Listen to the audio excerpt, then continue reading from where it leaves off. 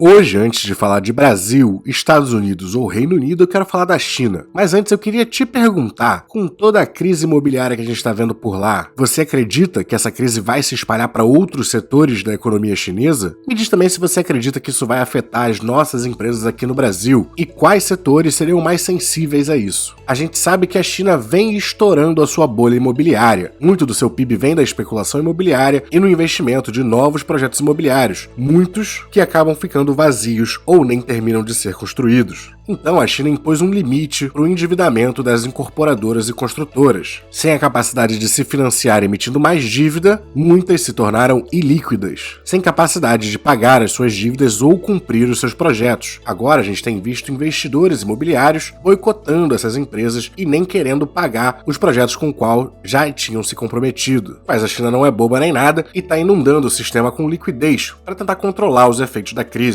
E agora saíram uns dados interessantes que eu acho importante a gente ver. Em primeiro lugar, é que as vendas no varejo tiveram um crescimento de 5,4% no mês de agosto, na comparação anual, bem acima das previsões da Reuters de 3,5%. A produção industrial do país também mostrou um crescimento de 4,2%, também acima das expectativas de 3,8% da pesquisa da Reuters. O investimento em ativos fixos nos primeiros 8 meses do ano também tiveram um crescimento de 5,8%, acima dos 5,5% previstos. O investimento em manufatura foi o que mais cresceu, uma alta de 10% em relação ao ano anterior. O investimento em infraestrutura também teve um crescimento um pouco mais acelerado do que em julho, mas como era de se esperar, o investimento em imóveis teve um declínio anual de 7,4%, o que é uma aceleração do reportado em julho, que era de 6,4%. Mesmo a gente sabendo que esses dados têm um delay para refletir a realidade, e a gente sempre está olhando para o passado ao olhar esses dados, a gente ainda não vê sinais dessa bolha se espalhar para outros setores. Eu acredito que um dos maiores riscos seria essa bolha se espalhar para o setor industrial e manufatureiro da China. E por enquanto a gente ainda está tendo crescimento nesses setores, não só na produção, mas como nos investimentos. Isso é um sinal positivo que pode indicar que, pelo menos por enquanto, a crise imobiliária da China está sendo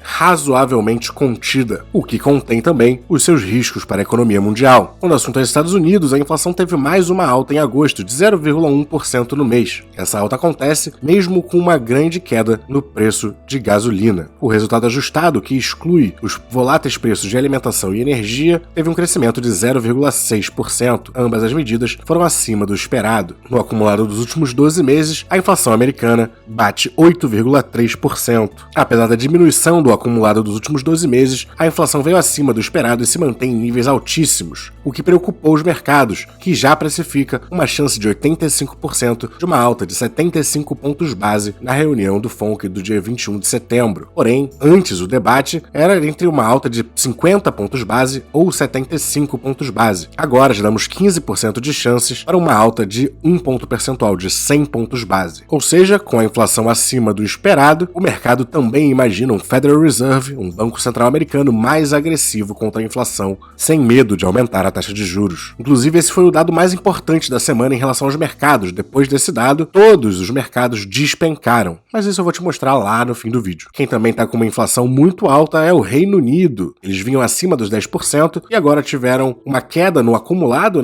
mas ainda assim muito alto, em 9,9%, devido à queda dos preços dos combustíveis. De todo jeito, foi uma notícia positiva, porque veio abaixo tanto das expectativas, de um acumulado de 10,2%, quanto abaixo dos números de julho, que era uma alta de 10,1%. Mas agora vamos falar de Brasil, começando a falar do IBCBR, a prévia do PIB calculada pelo Banco Central, que teve uma alta de 1,17% em julho, nosso segundo mês consecutivo de variação positiva, de acordo com o IBCBR. Quando o assunto é boletim focos, para as previsões macroeconômicas da nossa economia, as expectativas para o IPCA continuam caindo pela 11ª semana consecutiva, agora esperando 6,4% de acumulado do IPCA no ano. A variação do PIB, que no começo do ano estava esperando um crescimento de 0,3% apenas, agora já esperamos 2,39% de crescimento no ano. As expectativas da Selic se mantêm em 13,75%. Outros dados importantes, o setor de serviços teve um crescimento de 1,1% em julho, sendo a terceira alta consecutiva de acordo com o IBGE. né? Em maio tivemos um crescimento de 0,4, junho 0,8 e agora mais 1,1, mostrando essa tendência de aceleração no crescimento do volume de serviços. Os destaques da alta ficam com os setores de transportes, informação e comunicação. Outra notícia positiva é a da confiança da indústria, alcançando um nível mais elevado desde agosto de 2021, com um avanço de 3 pontos ainda para um nível baixo de 62,8.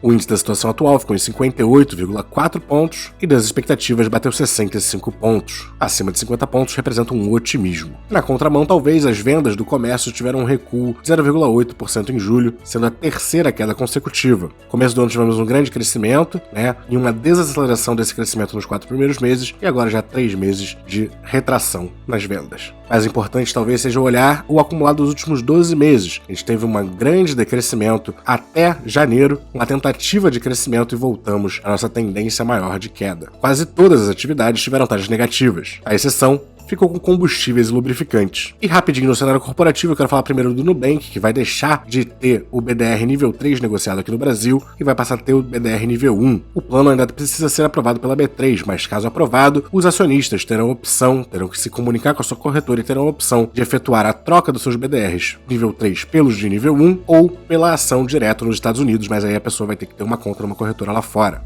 E falo também da Engie, que vende uma termoelétrica por 2,2 bilhões de reais. E com isso, ela passa a não mais ter geração por meio de carvão aqui na sua operação. Isso é ótimo, primeiro porque a Engie tem um plano de ter uma matriz energética mais renovável, mas é ótimo também porque carvão é a fonte de energia mais suja que existe. Então um movimento aí muito interessante da Engie. Mas vamos para o destaque da semana, começando pelo S&P 500, onde a gente vê um mar de vermelho, principalmente no setor de tecnologia, com quedas bem acima dos 5%.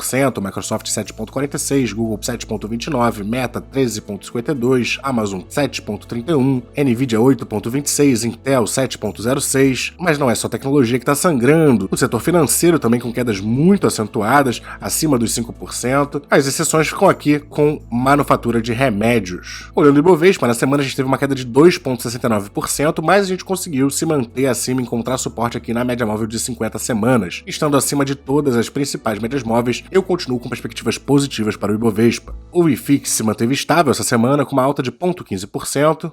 O dólar disparou, como é de se esperar, uma alta de 2,08% e fechou acima da média móvel de 20 períodos. O dólar continua querendo ter força para subir. O S&P 500 despencou muito forte, uma queda de 4,77%. A Nasdaq nem se fala, uma queda maior ainda de 5,77%. O petróleo também continuou caindo, uma queda de 1,13%, está agora aos $90,35. E, infelizmente, o Bitcoin também caiu bastante, uma queda de 9,69%. Não reformou as mínimas, ainda está num nível superior do que ele esteve aqui 13 de junho, mas ainda assim, uma situação muito assustadora para o Bitcoin, que nem conseguiu tocar suas médias móveis e já está recuando. Olhando assim, eu diria que a perspectiva do Bitcoin é de queda, eu imagino que ele ainda caia mais, porém, a gente está em zonas muito atrativas para compra. Estamos tendo grandes oportunidades de montar nossa posição em criptomoedas nesse momento. Com a devida moderação e diversificação, eu espero que a gente saiba aproveitar esse momento. Mas bem, o Bit by Bit vai ficando por aqui. Se você gostou do conteúdo, não esqueça daquele like, se inscrever no canal, comentar aqui embaixo o que você gostaria de ver num próximo vídeo e até a próxima!